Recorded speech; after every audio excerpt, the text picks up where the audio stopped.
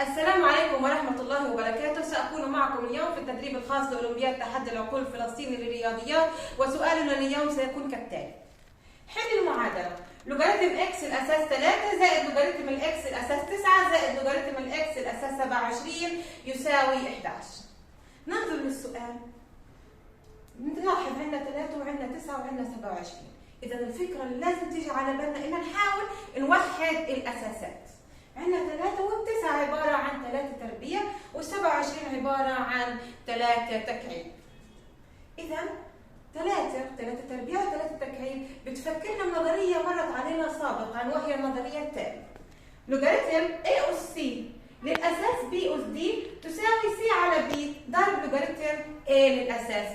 بمعنى الأس في مداخل اللوغاريتم نخرجه كبسط والأس في الأساس نخرجه كمقام. لذلك يصبح السؤال كالتالي: لوغاريتم اكس الأساس 3 زائد لوغاريتم اكس الأساس 3 أس 2 زائد لوغاريتم اكس الأساس 3 أس 3 تساوي 11. الآن نستطيع أن نخرج 2 في المقام كما ذكرت النظرية، ونخرج 3 كذلك في المقام كما ذكرت النظرية، ليصبح لوغاريتم اكس الأساس 3 زائد 1 على 2 في لوغاريتم اكس الأساس 3 زائد 1 على 3 في لوغاريتم اكس الأساس 3 يساوي 11.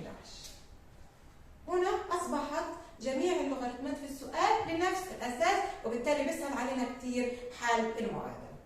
الآن نستطيع أن نستخرج لوغاريتم اكس الأساس 3 كعامل مشترك من جميع المقدار، ليصبح لوغاريتم اكس الأساس 3 ضرب الواحد زائد النص زائد الثلث يساوي 11. تمام؟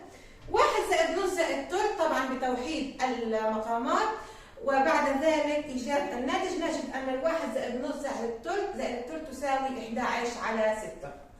يصبح 11 على 6 في لوغاريتم الإكس الأساس 3 يساوي 11. بالضرب في معكوس 11 على 6 للطرفين